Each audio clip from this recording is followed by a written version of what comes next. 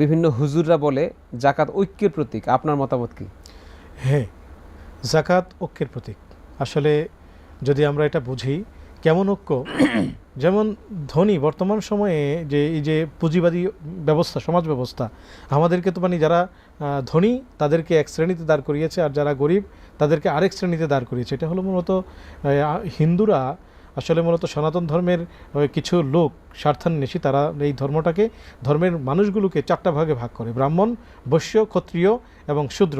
এইভাবে ভাগ করে শূদ্রদেরকে সর্বনিম্ন স্তরে রেখে দিয়েছিল যে তারা যদি কখনো ব্রাহ্মণদের আঙ্গিনায় পা রাখতো তাকে মেরেই ফেলতো। এমন একটা সমাজ ব্যবস্থা তারা দাঁড় করিয়েছিল।